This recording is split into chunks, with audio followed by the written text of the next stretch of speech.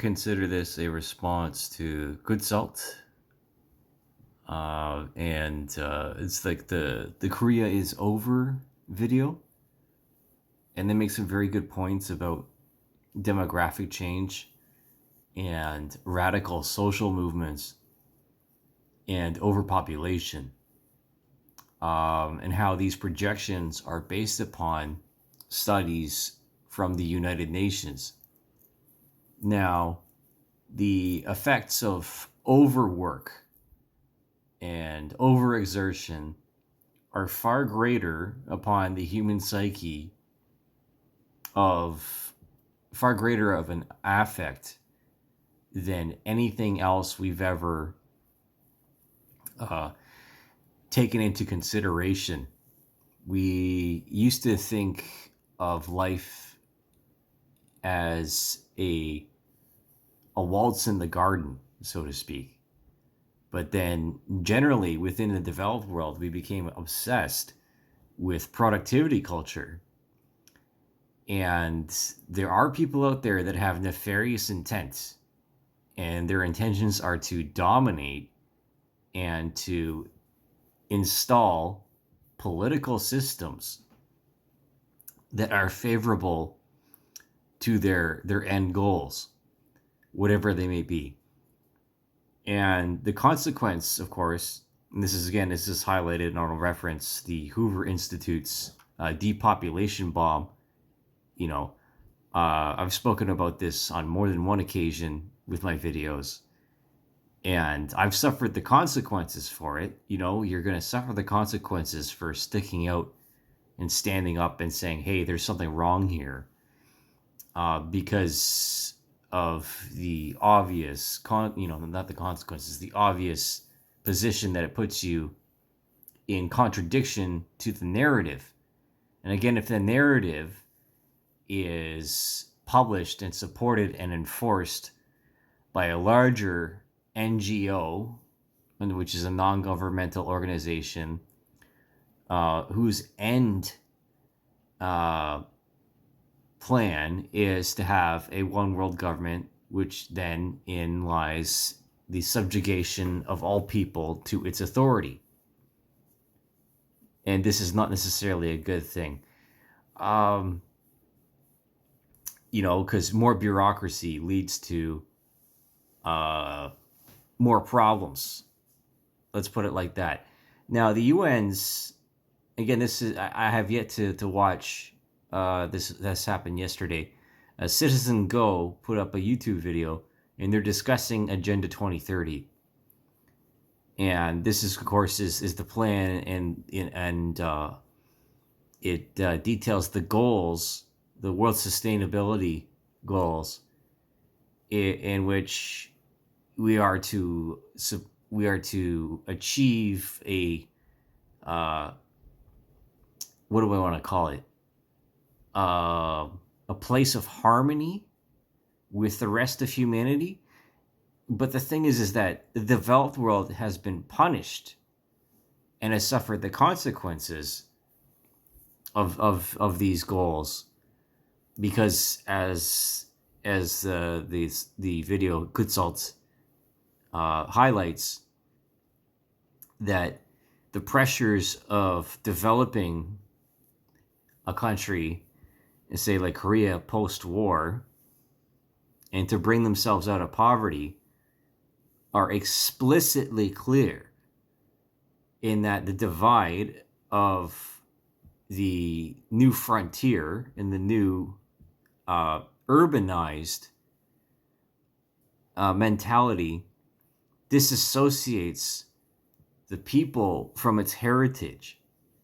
And when you disassociate people from their historical narrative, that brings about questions of identity and of deeper inquiries of just inherent meaning or self-worth and these other philosophical questions, which boils down to the question, why are we doing this? Why are we doing this? Why Are we doing this? Well, in a lot of cases, depopulation is the end goal. But the developed world, the people whom participate and support because of the higher education, this mandate to slow things down just ends up in the erasure of themselves and the cultural traditions that for which are unique to every single geographic place in the world, and that which erases the differences that make humanity so interesting.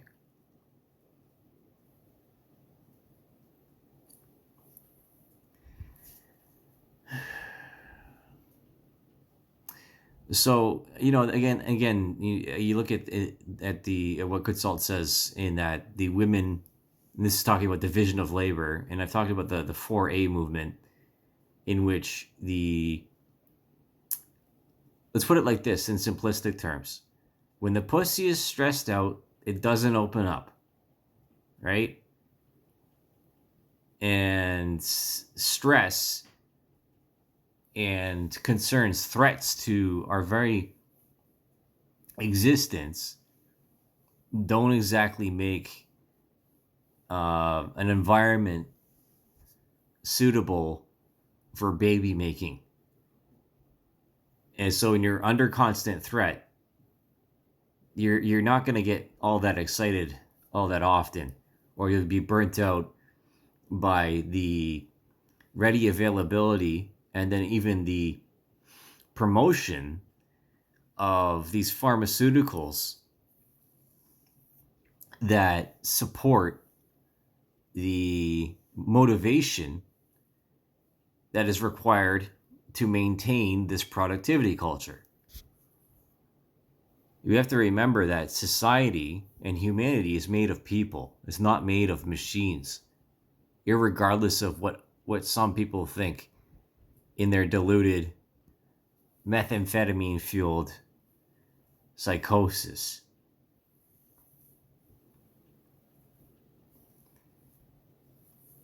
It's not as hard to figure out as people think it is.